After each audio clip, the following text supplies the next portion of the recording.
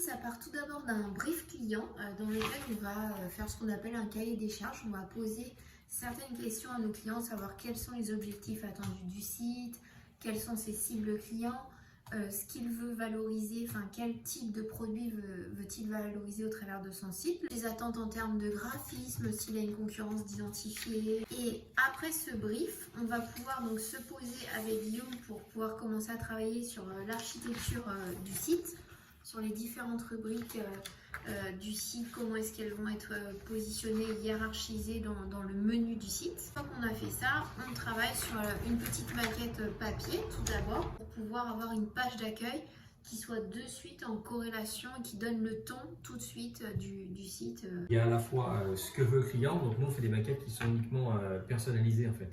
Donc c'est Estelle qui dessine toutes les maquettes et l'important c'est d'avoir le brief du client parce que chaque entreprise est différente. Et ensuite, il y a les standards du marché, les standards d'utilisation, en fait, ce soit du téléphone, ce soit de l'ordinateur, et les standards marketing. Donc, nous, on confronte nos idées avec Estelle. C'est pour ça qu'on travaille au crayon de papier, avec une gomme derrière, sous un format papier, avec le pour, le contre. On essaie de se convaincre l'un et l'autre. Et ensuite, une fois que cette partie-là est faite et qu'elle est validée entre nous, Estelle travaille sur la maquette, cette fois-ci sur ordinateur, et elle la propose au client. En général, elle fait mouche.